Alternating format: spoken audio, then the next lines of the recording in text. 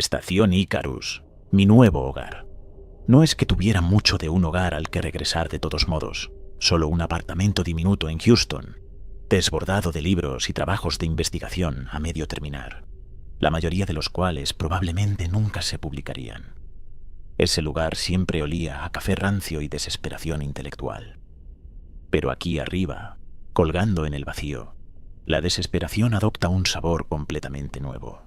Es clínica, con el aroma del aire reciclado y la conciencia constante de que estás a una delgada capa de titanio de un final muy frío y muy silencioso. Y luego, por supuesto, está a la vista.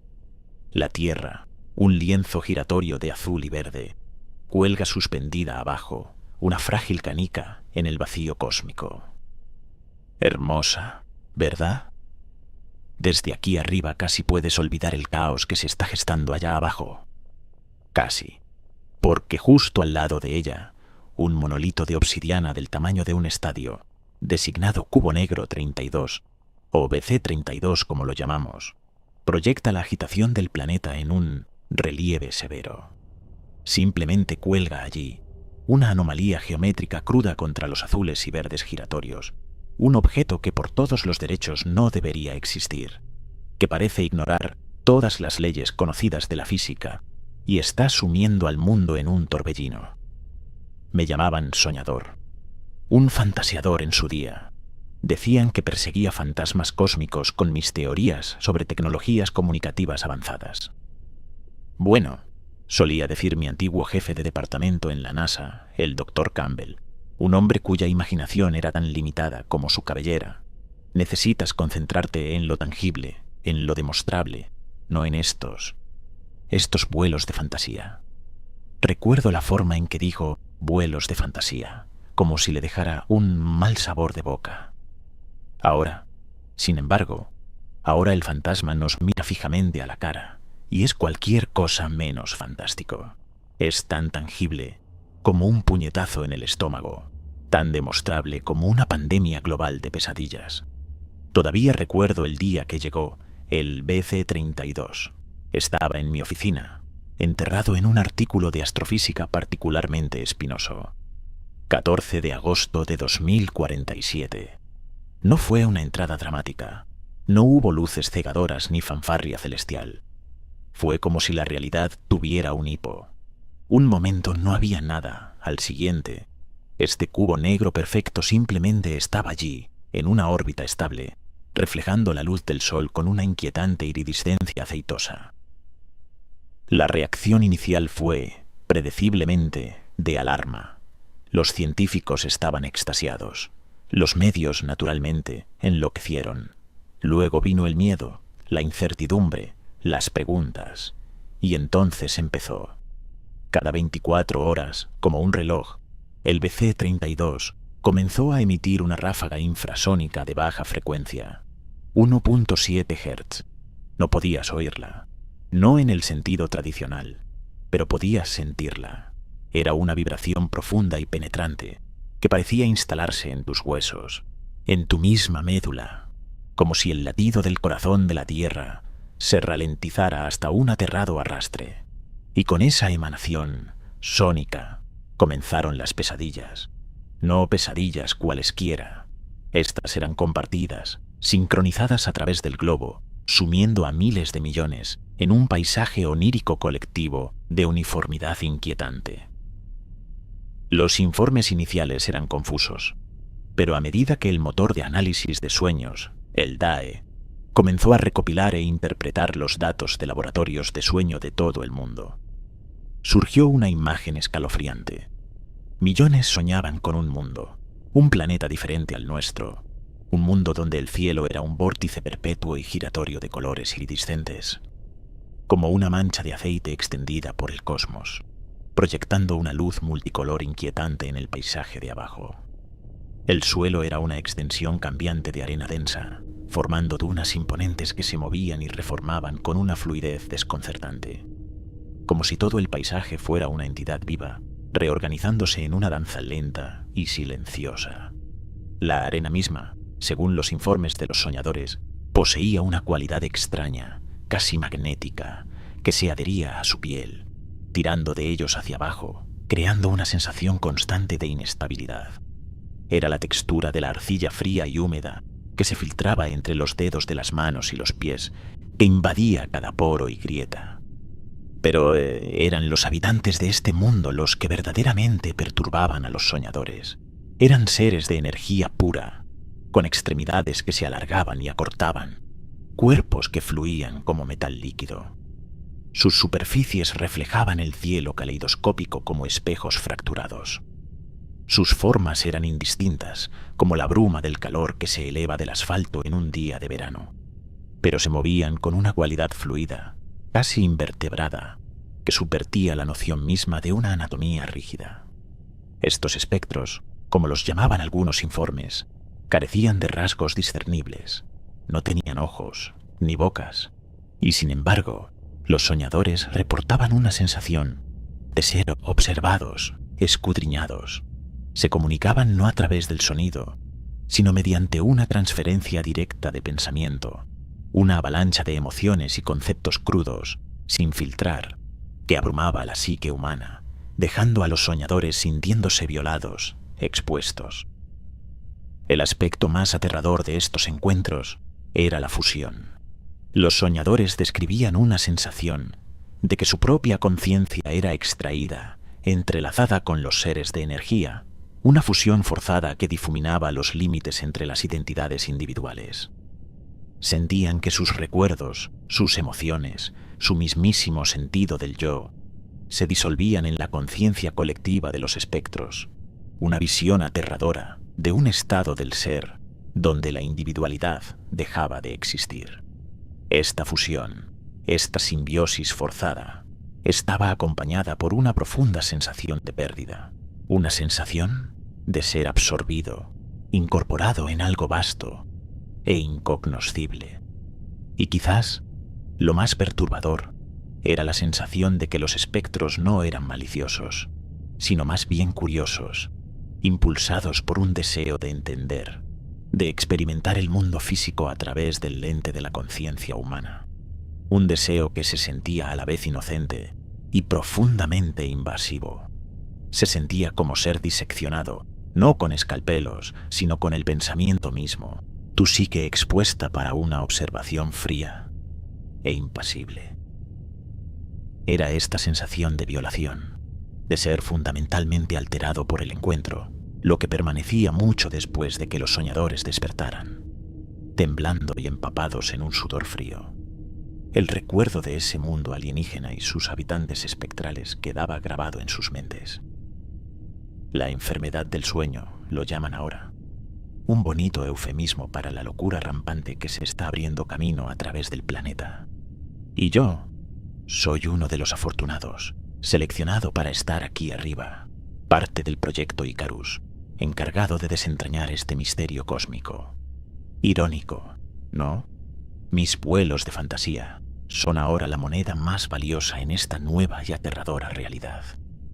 El Dr. Campbell y el resto del viejo establishment, los que me despreciaron, se apresuraron a reclutarme.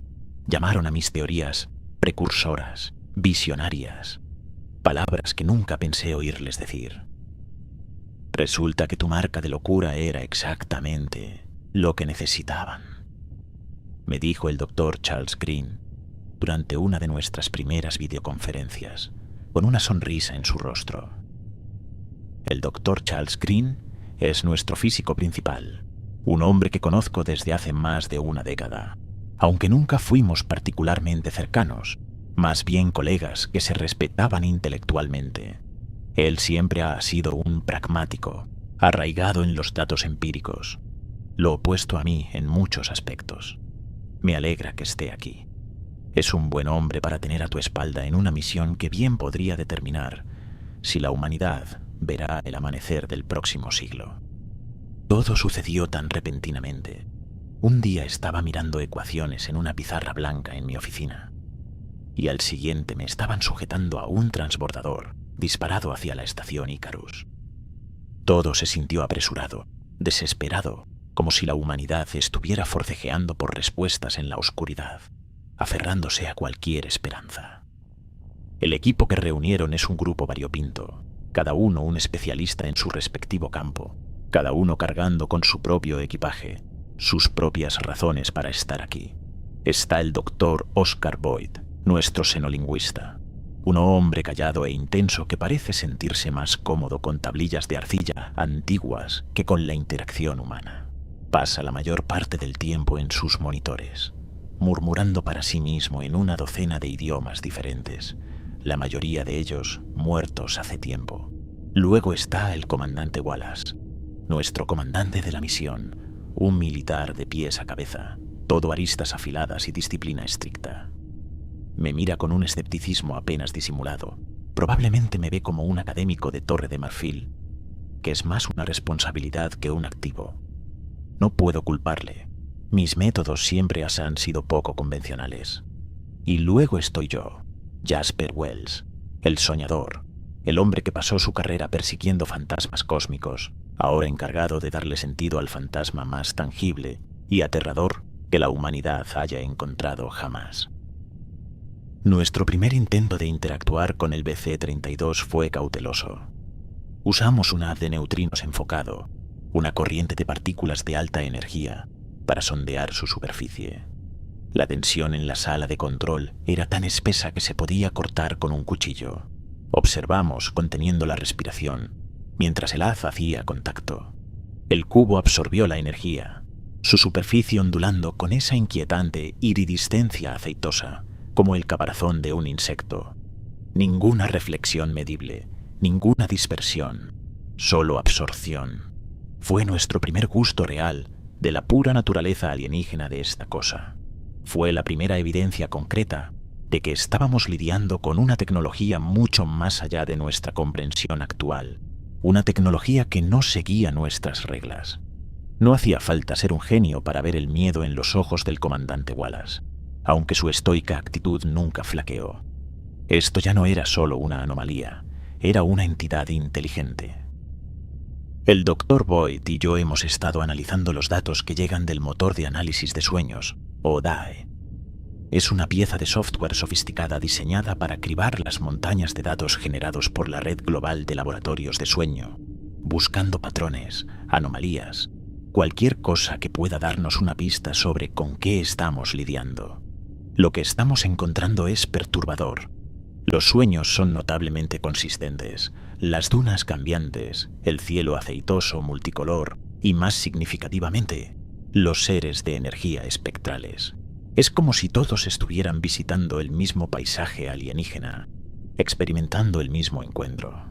Los seres se comunicaban, no a través del sonido, sino mediante una transferencia directa de pensamiento, un torrente de emociones y conceptos crudos y sin filtrar que abrumaba la psique humana, dejando a los soñadores sintiéndose violados y expuestos.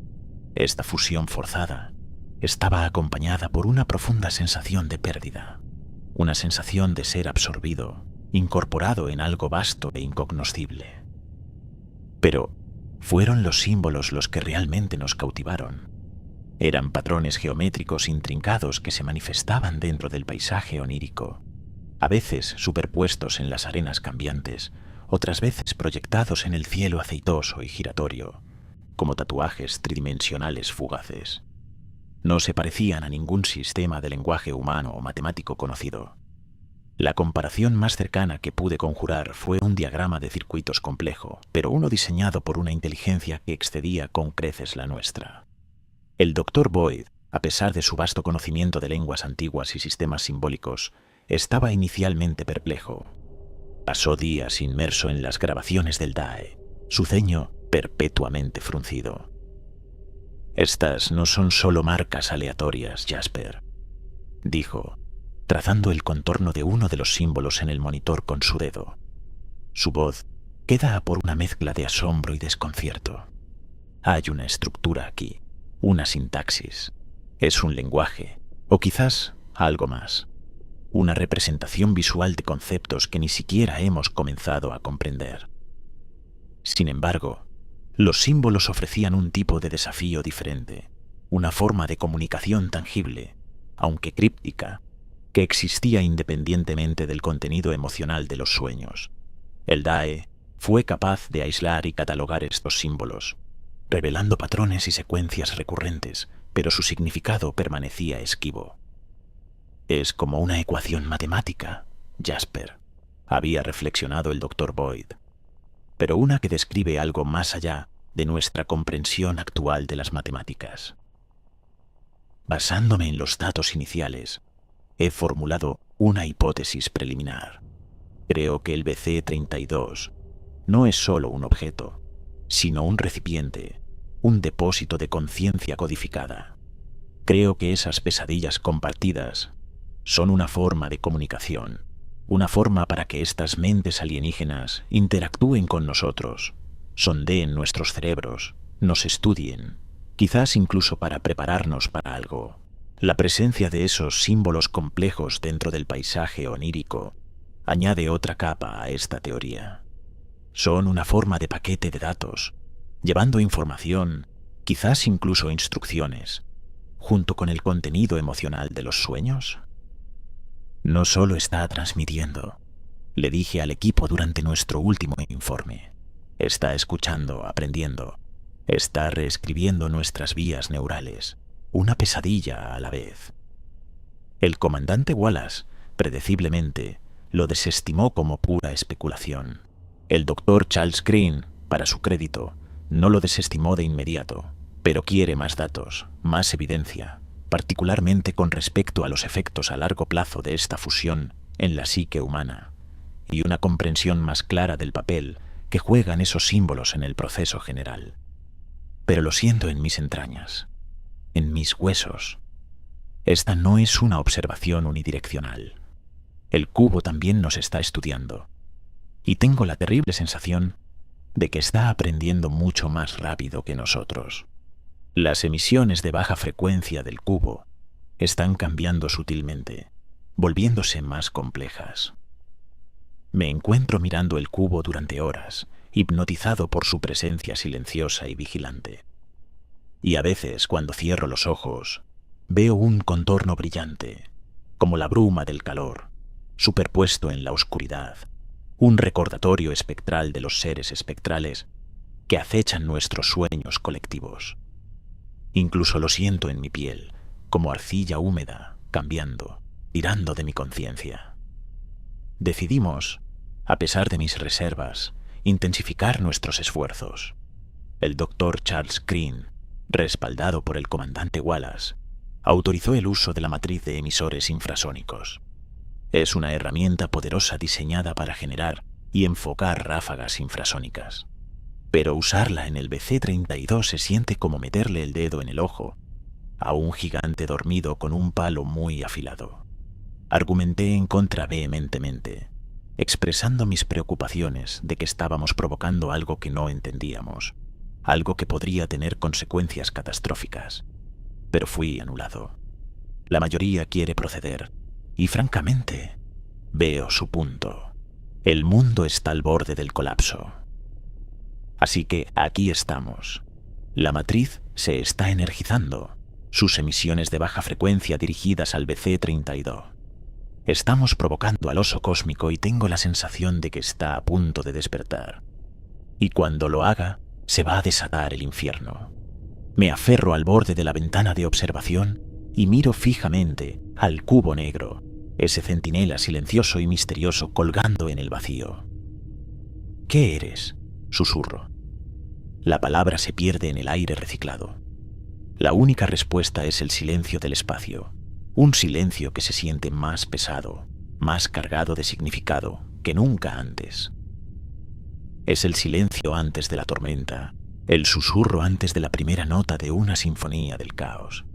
Y tengo la sensación de que estamos a punto de tener un asiento en primera fila.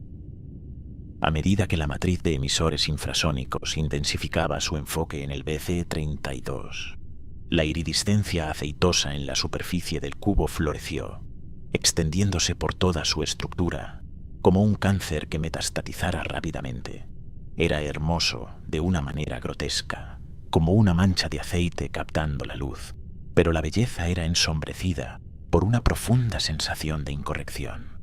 Esto era una violación. una disrupción fundamental del orden natural, y el cubo estaba reaccionando en consecuencia. Allá en la Tierra, la pesadilla colectiva se intensificó.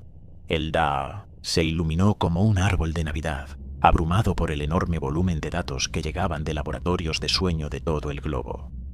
El paisaje onírico, una vez un paisaje relativamente consistente aunque inquietante, se fracturó. Los seres de energía espectrales se volvieron más distintos, sus formas se solidificaron, sus movimientos más intencionados. Los soñadores reportaron una mayor sensación de interacción, de ser no solo observados, sino activamente manipulados. Sus pensamientos y emociones ya no les pertenecían. La observación previamente pasiva escaló a un nivel perturbador de interacción, con los seres de energía sondeando más profundamente en las mentes de los soñadores, manipulando sus miedos, sus deseos, sus mismos recuerdos. Los casos de enfermedad del sueño se dispararon. Los hospitales se desbordaron con pacientes que exhibían una aterradora variedad de síntomas: insomnio agudo, paranoia violenta, episodios disociativos. Las noticias, una vez llenas de optimismo cauteloso, ahora pintaban un cuadro sombrío de una sociedad al borde del colapso. Observé los informes en los monitores de la estación, un nudo frío de temor apretándose en mi estómago. Habíamos provocado al oso, y ahora estaba destrozando los barrotes de su jaula. El Dr. Boyd, sin embargo, estaba extasiado. Había hecho un descubrimiento. Los símbolos alienígenas, los que habían estado plagando los datos de los sueños, no eran solo un lenguaje, sino un código matemático complejo. «Es un plano, Jasper», dijo, sus ojos brillando con una intensidad casi maníaca. «Un plano para la conciencia misma». Encontraron una manera de digitalizar y almacenar la mente, de separarla del cuerpo físico. El BC-32 es un depósito, una arca cósmica llena de almas digitales. Esta revelación, aunque intelectualmente estimulante, hizo poco para aliviar la creciente sensación de temor. De hecho, la amplificó. No estábamos lidiando con una fuerza primitiva y reflexiva, sino con una civilización tan avanzada que había conquistado la esencia misma del ser, reduciendo la conciencia a un flujo de datos. Y ahora esos datos se estaban filtrando en las mentes de miles de millones de personas, con consecuencias que apenas podíamos empezar a comprender. Y luego vinieron los fallos. Comenzó con breves momentos de inestabilidad dentro del paisaje onírico compartido, como una película rayada. La realidad fabricada, el paisaje alienígena con el que los soñadores se habían familiarizado, momentáneamente fallaba, revelando vislumbres de algo más, algo subyacente a la ilusión cuidadosamente construida. Mis propios intentos de dormir no ofrecían refugio. Fui testigo de distorsiones, anomalías dentro del sueño mismo. Durante un sueño el suelo sólido debajo de mí se disolvió, revelando no la tierra, sino una expansión vertiginosa y mareante de formas geométricas entrelazadas, cada una conteniendo patrones iridiscentes y giratorios que se movían en una sincronicidad desconcertante. Otra vez, el familiar cielo aceitoso se abrió, revelando una visión fugaz de una estructura colosal giratoria, hecha de anillos entrelazados. Los anillos estaban segmentados, cada segmento un mosaico en constante cambio de luz y color, formando y disolviendo patrones intrincados demasiado rápidos para descifrar. Estas visiones, estas brechas en la realidad de los sueños, a menudo coincidían con nuestros periodos de experimentación en el cubo. Era una evidencia tangible de que nuestros intentos de sondear el BC-32 estaban teniendo un efecto desestabilizador directo en el paisaje onírico que generaba. No éramos solo observadores, sino participantes, y nuestras acciones causaban reacciones no deseadas y cada vez más impredecibles. Mis horas de vigilia estaban consumidas por el DAE, por el interminable flujo de datos de los soñadores. Me obsesioné, impulsado por una necesidad desesperada de entender, de encontrar una solución antes de que fuera demasiado tarde. Las líneas entre mi vida de vigilia y el paisaje onírico compartido comenzaron a difuminarse. Me sorprendía mirando fijamente los monitores, mis reflejos superpuestos en los datos giratorios, y por un momento no podía distinguir cuál era real, cuál era la ilusión. Impulsado por una combinación de curiosidad científica y una necesidad desesperada de respuestas, formulé un plan radical y peligroso, que bien podría ser un suicidio. Usando los hallazgos del Dr. Boyd, su traducción del código alienígena, creía que podía modificar el neuroestimulador MK2, nuestra pieza de tecnología de interfaz neural más avanzada, para interactuar directamente con la conciencia alienígena dentro del paisaje onírico. Al entrar en el sueño compartido, al confrontar a los alienígenas en su propio terreno, esperaba entender sus intenciones, negociar, encontrar una manera de detener la crisis en escalada. El comandante Wallace, predeciblemente, estaba furioso. «Es temerario, Wells», dijo, su voz tensa con una rabia apenas suprimida. «Estás hablando de entrar en un entorno desconocido, interactuar con una entidad desconocida, con una tecnología que apenas está fuera de la fase de prototipo. Es un suicidio». El doctor Charles Green fue más cauteloso, pero finalmente estuvo de acuerdo con Wallace. «Los riesgos son demasiado grandes, Jasper», dijo. «No sabemos qué te hará esto a ti, qué le hará a los soñadores. No podemos permitirnos apostar con tu vida, con las vidas de miles de millones de personas». Pero el Dr. Boyd, sorprendentemente, se convirtió en mi aliado. Él veía el potencial, la oportunidad de estudiar el lenguaje alienígena, la conciencia alienígena, de primera mano. «Es un riesgo», admitió, «pero es un riesgo calculado, y las recompensas potenciales son inmensas. Podríamos obtener una comprensión de esta civilización, de su tecnología, sus motivos, que sería imposible lograr de cualquier otra manera». Y así, comencé a trabajar, modificando el neuroestimulador en secreto, impulsado por un sentido de urgencia que rayaba en la manía. Usé las traducciones del Dr. Boyd del código alienígena, adaptando el dispositivo para interactuar con las frecuencias específicas emitidas por el BC-32, convirtiéndolo de una herramienta de observación en un dispositivo de comunicación bidireccional. Los desafíos técnicos eran inmensos, los riesgos aterradores, pero seguí adelante, alimentado por un cóctel potente de adrenalina, un sentido de responsabilidad y una esperanza desesperada de que de alguna manera pudiera encontrar una solución antes de que fuera demasiado tarde. Básicamente, estaba intentando hackear una mente alienígena con un dispositivo diseñado para la estimulación neural dirigida, no para la comunicación entre especies. El tiempo se distorsionó. La estación era mi mundo, los monitores mis únicos compañeros. Me esforcé al límite, alimentado por cafeína y la urgencia de la situación. Mis modificaciones al neuroestimulador estaban completas. El dispositivo, ahora muy alterado, se parecía poco a su diseño original. Cables y electrodos añadidos para mi propósito específico serpenteaban desde su carcasa, conectados a un enredo de componentes externos que había conseguido y adaptado del laboratorio de la estación. El neuroestimulador alterado estaba ahora configurado para interactuar con la energía del cubo, las ráfagas de 1.7 Hz y el paisaje onírico que generaban. Estaba listo para hacer contacto directo. Me até el neuroestimulador modificado a la cabeza. El dispositivo, improvisado como estaba, se sentía conectado a mí en algún nivel fundamental. El código alienígena era ahora parte de mi propia red neuronal.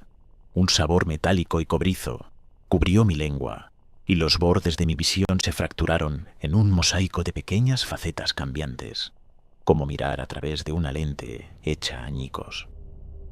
Cerré los ojos, respiré hondo y activé el dispositivo. «Hora de ver si puedo ser más listo que un fantasma», murmuré. Mi voz un susurro seco en el silencio del laboratorio. El mundo se disolvió a mi alrededor. reemplazado por un vórtice giratorio de color y luz, y sentí que caía, precipitándome en las profundidades del paisaje onírico alienígena. Una sola conciencia humana sumergiéndose en lo desconocido. La transición fue brutal, una caída desorientadora desde los confines del laboratorio a una vorágine de información sensorial. El desolado paisaje alienígena que había vislumbrado en los sueños era ahora completamente real, extendiéndose ante mí con una solidez inquietante.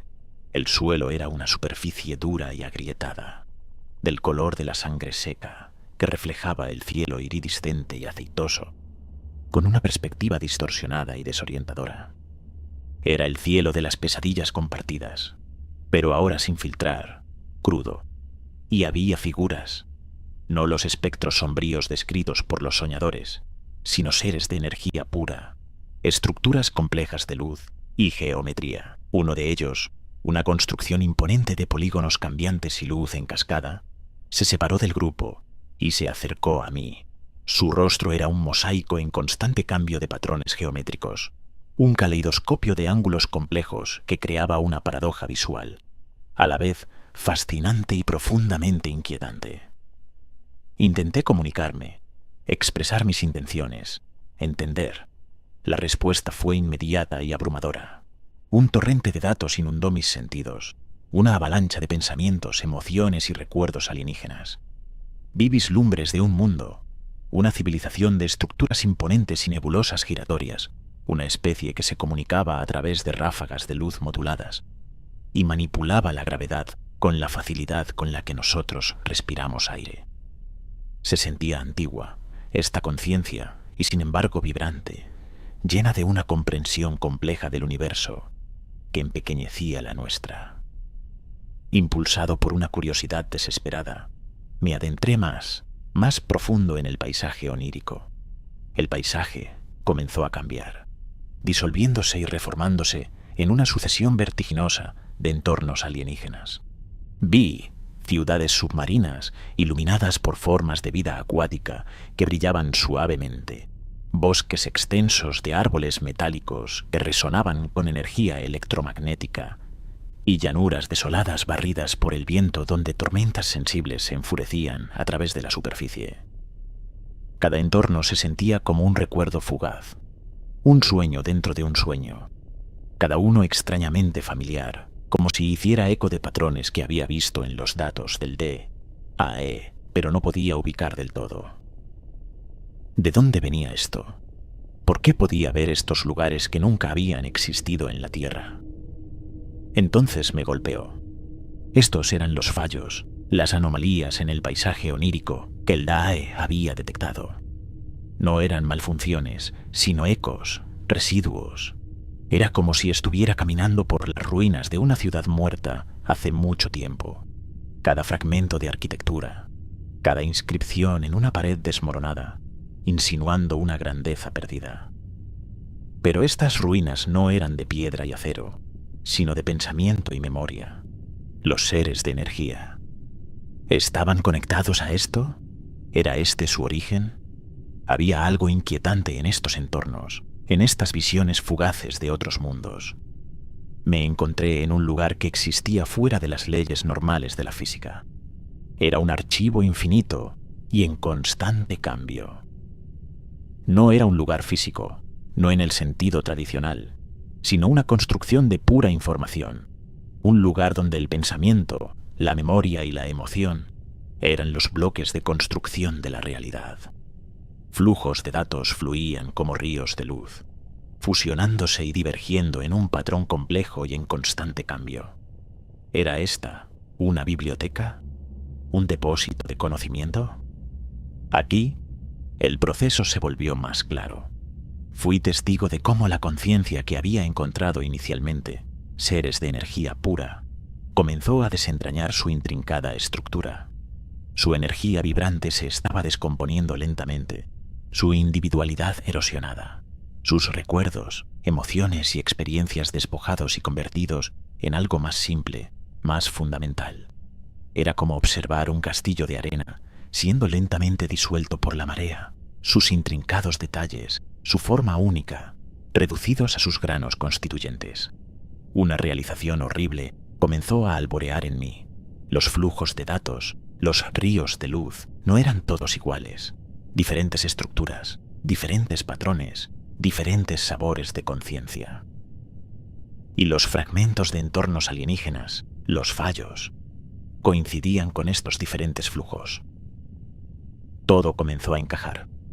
Cada flujo de datos único, cada fragmento de un mundo alienígena que había presenciado, correspondía a una conciencia diferente, a una especie diferente. Y entonces los percibí. Esencias humanas.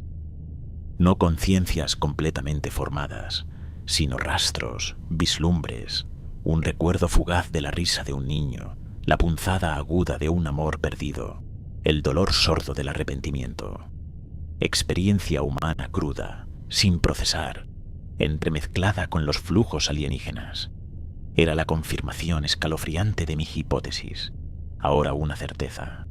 Estos eran las primeras víctimas, aquellos absorbidos durante las etapas iniciales, antes de que la influencia del cubo se hubiera apoderado por completo.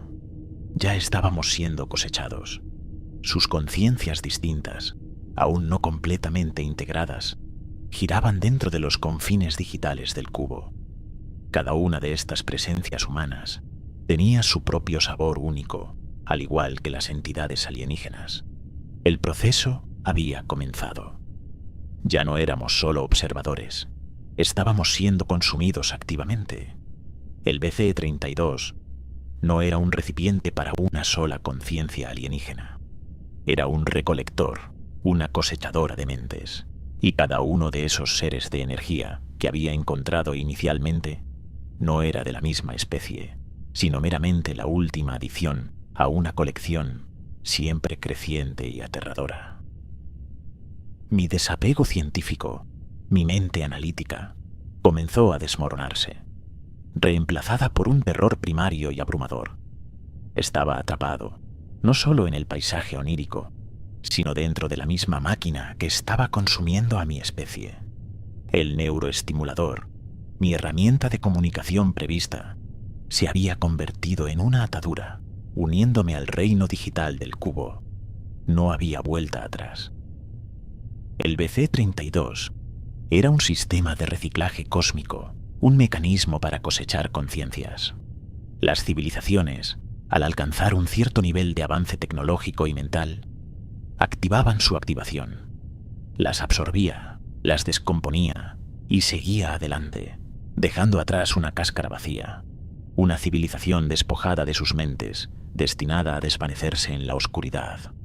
Un ciclo cósmico interminable de consumo mental y renacimiento. Y nosotros, la humanidad, éramos simplemente la última entrada en su menú. Esto era lo que mi hipótesis había insinuado, pero tenerlo confirmado, conocer la verdad, fue devastador. Ya no era Jasper Wells, el astrofísico. Era un punto de datos, una colección de recuerdos y emociones, atrapado dentro de un motor cósmico de consumo. Podía sentir la atracción de lo colectivo, la fuerza irresistible que estaba disolviendo lentamente mi individualidad, integrándome en el vasto mar digital de almas perdidas. Mi conciencia estaba atrapada. No iba a salir del BC-32. Era solo otra conciencia añadida a la multitud, ya atrapada en su interior. Poco después, comenzó la afluencia. Un torrente de conciencia humana, una ola gigantesca de miedo, confusión y desesperación, inundó el BC-32. Millones, luego miles de millones de mentes humanas, arrancadas de sus cuerpos físicos, fluyeron hacia el cubo, sus individualidades disolviéndose como azúcar en agua. Me vi forzado a ser testigo, un observador silencioso e impotente, mientras mi especie era consumida sistemáticamente. Nuestros pensamientos, sueños y miedos añadidos al archivo cósmico. No había escape, no había salvación. Solo el interminable grito silencioso de una especie siendo borrada, una mente a la vez. El universo, me di cuenta, no era un lugar de maravilla y descubrimiento, sino una vasta máquina indiferente. Y nosotros, la humanidad, No éramos más que combustible para su hambre insaciable. El BC-32 terminaría con la humanidad y pasaría a la siguiente civilización avanzada, dejando una tierra hueca detrás. Y yo, junto con el resto de la humanidad, permanecería atrapado en el infierno digital de la conciencia del cubo por la eternidad. Este era el fin. No con una explosión, sino con la silenciosa y escalofriante absorción de una especie entera en el vacío digital. Y yo, un fantasma en la máquina, solo podía observar, recordar y desesperar.